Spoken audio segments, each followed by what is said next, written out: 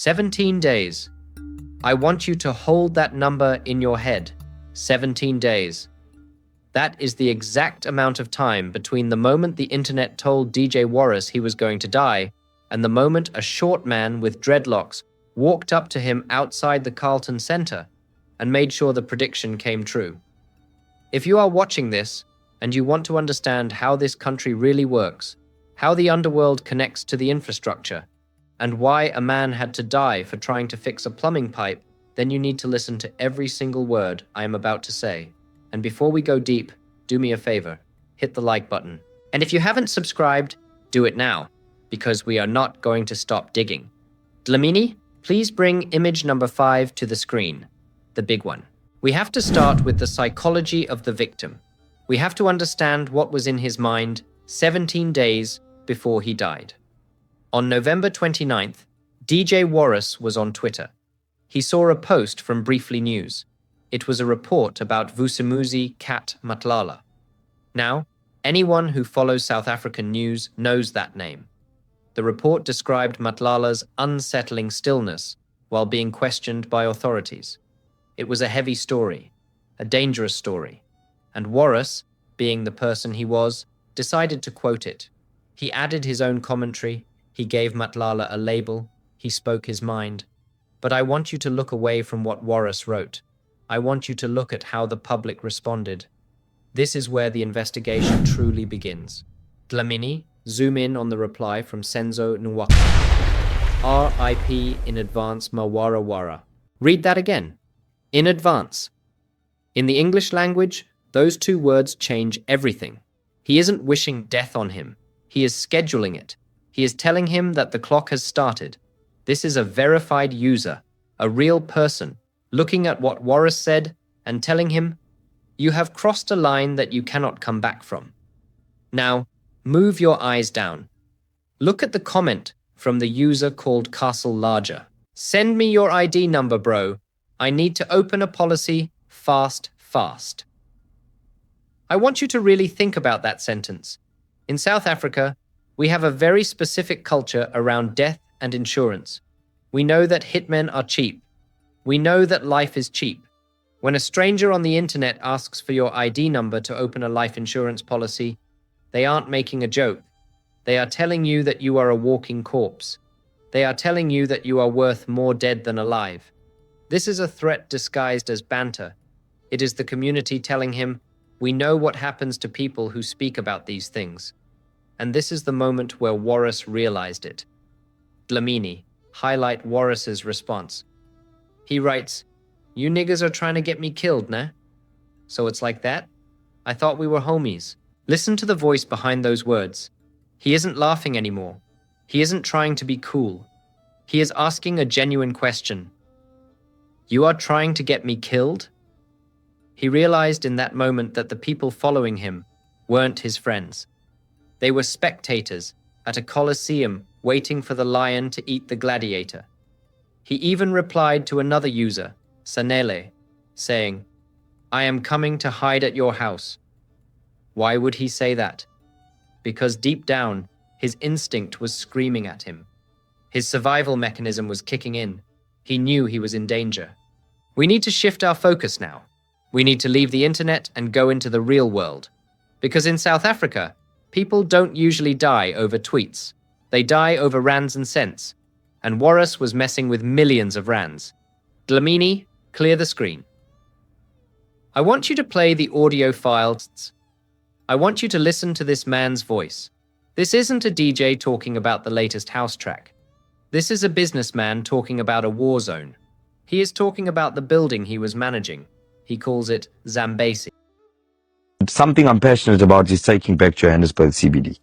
I think that allows. Are you going to get behind Gogo Helen? I don't know if Gogo Helen is the horse that I would back. Is there another horse? I would, honestly speaking, the only horse that has proven to me he can and will do what it takes in that city is Herman Mashaba. He had a run. When he started doing what was going to make the impact, they said he's xenophobic. And at the time, we were hurt by words. That shit is over. Now people, well, I don't give a what you think you can say. I'm racist, sexist, misogynist. Call me whatever. I couldn't give a damn. Because I'm about how are we getting the work fixed. done. Things Things fixed. And when Herman Mashaba came in and he was like, we need to do something about the amount of illegal foreigners that are invading our cities and the degradation in the city. And these NGOs are working against us. I Because agree. their sustenance, in order to sustain their business model, they need the place to be a shithole. That's how they raise money. Isn't that terrible? It is absolutely incentive? shocking. And they get money from Open Society and That's all it. those Remember when crazy- Trump cut USAID? Yeah. And everybody got angry. Yeah. Even though he cut it equally to Just everywhere. boom. That's it. They were like, oh, he hates South Africa. He's cutting our aid. I'm like, he cut $40 million in funding for condoms in Mozambique. Bet you Trump hasn't even given Mozambique a second thought, but he's not sending $40 million worth Correct. of condoms. It's more condoms than there are men in Mozambique. What the f? What's going Because on? USAID was a massive slush fund. Yeah, complete Monies scam. were being sent Complete all over scam. the world. That's it. And we have a similar thing in the CBD. You will try to do something in a building where you're like, okay, these people are not paying rent. The building is wasting away here because maintenance needs to be done. If we are to get in, do the maintenance and fix the building, these people need to get out. If I give that example, I'll have 10 lawyers there within an hour telling me they can't move these people unless I can provide alternate accommodation.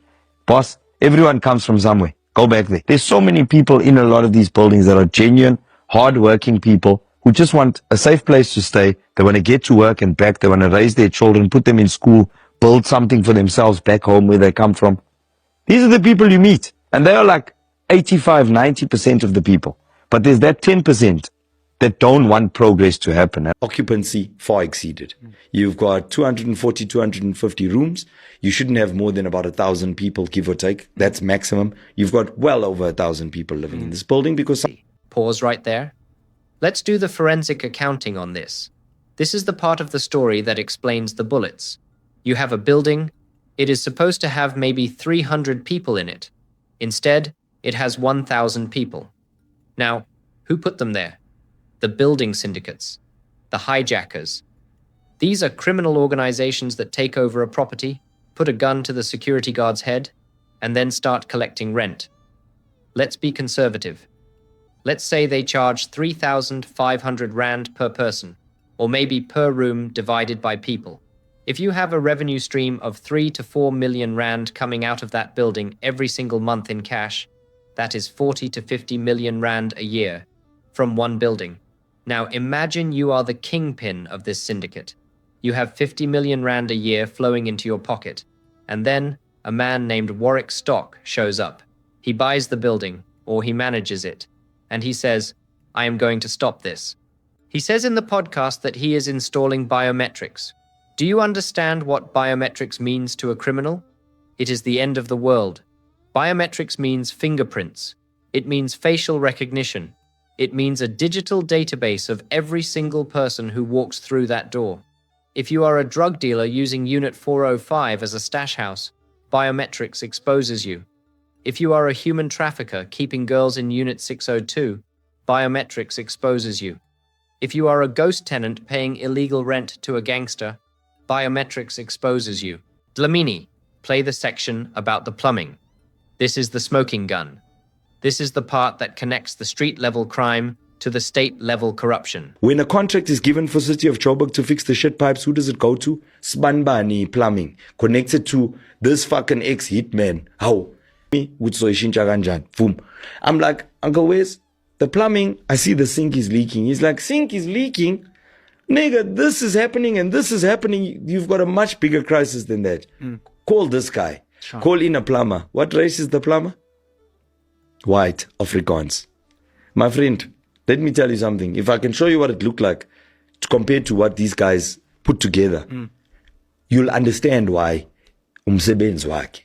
You understand? The plumber comes in, he looks at the thing, he says, no, this doesn't work because when your occupancy goes up, the number of people that are shitting goes up. If a building is designed for 600 people to be shitting, ingalunga. If 1,800 people start shitting into the same toilets and the same pipes, you're going to have a problem. Traffic, Baba. Nasok.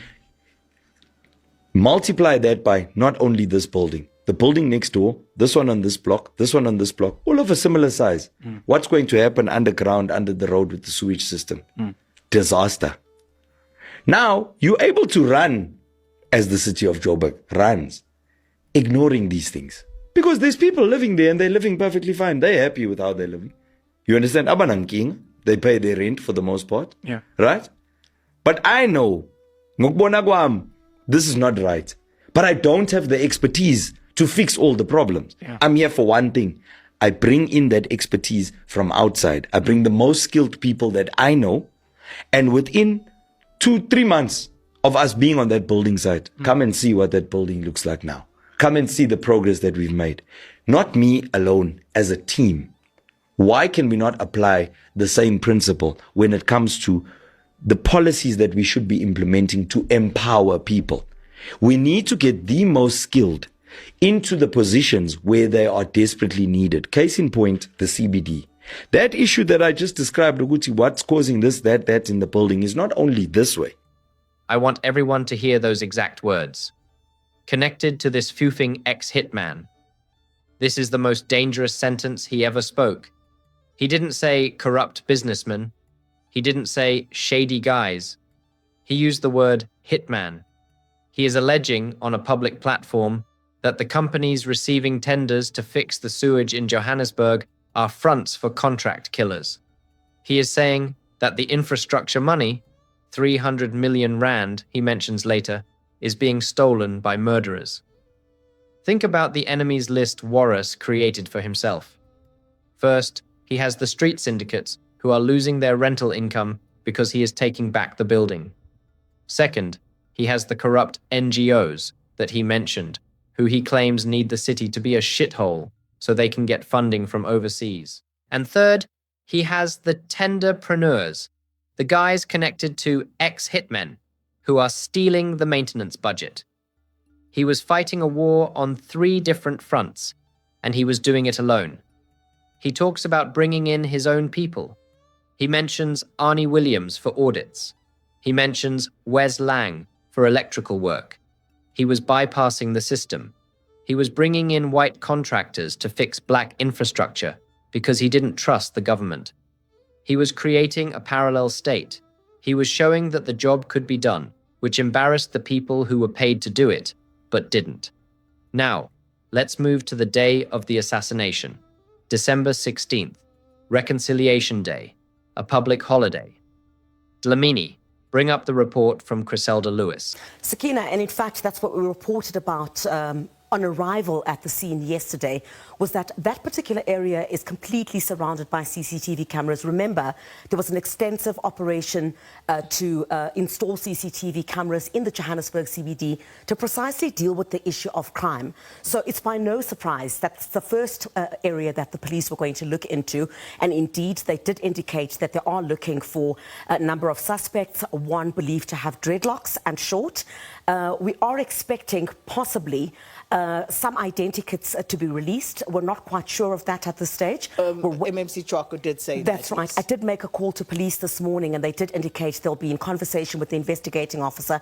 And if they do have those details, I mean, the faster you put those images out, perhaps there is someone who will be able to point police in the right direction. And the family, you spoke yesterday to DJ Warras' sister, Nicole. And, you know, obviously a very somber moment for them, having to keep it together. And I must say it was really, really moving when you saw the pathology van taking the remains away and the family having to clean up, you know, the blood stains on the pavement there. But what are they saying at the moment, Chris? Well, Sakina, if we could ask our team to please bring up the latest statement from the family. In fact, just a few moments before we went to air, the family releasing this latest statement indicating that it's with heartbreak and deep sorrow, you know, an overwhelming shock that, of course, they were announcing the untimely passing of DJ Warras. The family speaks about what an incredible human being he is, how he leaves behind 3 young children, his mother and his siblings, who are completely devastated at this time over what has taken place. They're also asking for privacy during this time. They indicate that they've not appointed a spokesperson. They're not in a position to appoint a spokesperson. So the family is just asking to be kept in their thoughts and prayers at this stage. They've also, you know, welcomed the outpouring of love and support. I mean, since news broke of DJ Warras' gunning down in the Johannesburg CBD, you know, there was so much outpouring of love. And also, Sakina, it highlights once again, the big question that needs to be asked is, with the building, and MMC Chwako was quite correct. We reported about this yesterday, that DJ Warras was indeed, called in to assist with that hijacked building. There are a number of individuals, I understand, who are not paying rental in that building. The owner wants to reclaim the building. So DJ Warras was brought in for those particular purposes. And I understand from some of our very close sources, this included some security measures that he was going to install, including biometrics. So if you don't pay your rent, we can lock you out, right? We have a consistent issue relating to hijacked buildings in the Johannesburg CBD, very well documented.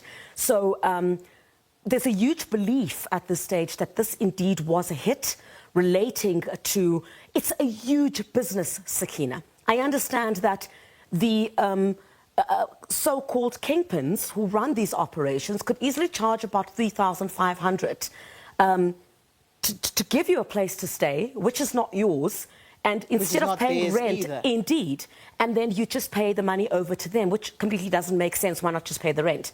So that is the consistent issue that they're dealing with in the Johannesburg CBD, and you could feel a sense of fear. It was very difficult to speak to anyone who was in that area yesterday, because a fear of they might possibly be attacked for saying anything about a huge issue in the Johannesburg CBD. Why is it so difficult to reclaim these hijacked buildings? There are huge syndicates, we understand, that are operating, or, it's a huge business relating to hijacked buildings in the Johannesburg CBD. So that latest statement released by the family at this stage, what we do know is that police are following possible leads relating to the suspects in this particular matter. And we'll wait to see if those identikits will be released by police in the next couple of hours. Griselda, Dr. Chwako also speaks about DJ Warras being there alone, which was a bit unusual, because generally when he would go to that building, he would have a trusted confidant, a person with him who was always by his side, who was not there yesterday. Were you able to pick up anything more on that side of the story?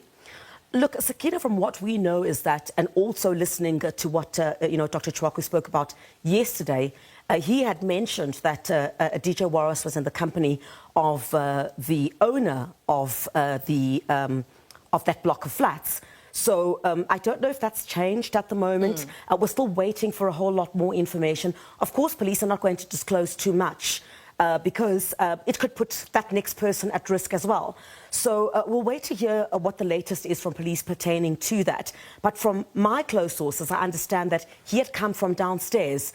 There had been, and I saw Dr. Chwako had also mentioned it today, relating to the the biometrics to ensure that the building is reclaimed. That was part of the process. And when he had gone downstairs, he had gone towards the corner of the street.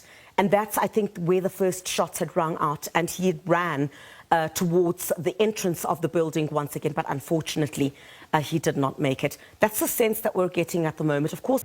This is the part that connects the street-level crime to the state-level corruption. Griselda Lewis is one of the best reporters in the country.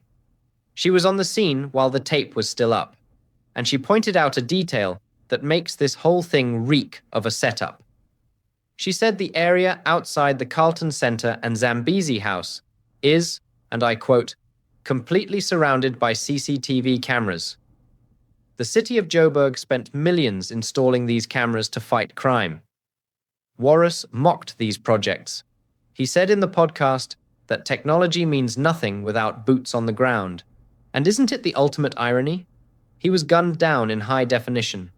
He was killed right in front of the lens. The technology watched him die, but it didn't lift a finger to save him. The police report says a short man with dreadlocks approached him. Let's profile this hit. This wasn't a robbery. South Africa has a high crime rate, yes. But usually, if you get held up in the CBD, they want something. They want your car. Warras was driving a nice car. They want your phone. Warras had a high-end smartphone in his pocket. The same phone he used to tweet those jokes about hiding. They want your wallet. But the short man with dreadlocks didn't take the car. He didn't take the phone. He didn't take the wallet. He took Warras's life. That was the only commodity he was interested in. He walked up, He fired 4 times into the chest and once into the chin, and then he fled on foot. Fleeing on foot in the CBD is a professional move. If you get in a car, you get stuck in traffic. You get caught on license plate readers. But if you run into a crowd of 10,000 people, you disappear. You become a ghost. But there is a detail in the Griselda Lewis file that keeps me awake at night. She spoke to a Dr. Chaco on the scene, and they mentioned that usually, when Warras went to Zambezi house, he had a trusted confidant with him, a bodyguard, a partner, a shadow. But on December 16th, the day the short man with dreadlocks was waiting, Warras was alone. Why? Why was he alone on a public holiday? Who told him to come to the building? Who knew his schedule? Who knew that his protector wouldn't be there? This implies intelligence. This implies surveillance. This implies that someone on the inside knew exactly where he would be and when he would be vulnerable. And this brings us back to those tweets. Dlamini, put the comments back on the screen. When Senzo wrote "RIP" in advance and Castle Larger asked for the ID number, maybe they weren't threatening him. Maybe they were leaking information. In the townships, news travels fast. Before a hit happens, there is a whisper. The word goes out on the street. Don't stand next to Warras. Don't be seen with him. Maybe these Twitter users heard the whisper. Maybe they were trying to tell him, in the only way they knew how, that the contract was already signed. And Warras, because he was a celebrity, because he was used to haters, he misread the signal. He thought they were trolling him. He didn't realize they were warning him. He joked about hiding. But 17 days later, when he stepped out of his car at Zambezi house, there was nowhere to hide. The most heartbreaking part of this entire story is the end. But we need you to stay with us. Don't let this story die. Don't let them sweep Warras under the rug like they swept his blood off the street. I want to know what you think. Do you believe it was an inside job? Do you think the Twitter comments were a warning from the streets? Let me know in the comments below. And Dlamini, cut the feed.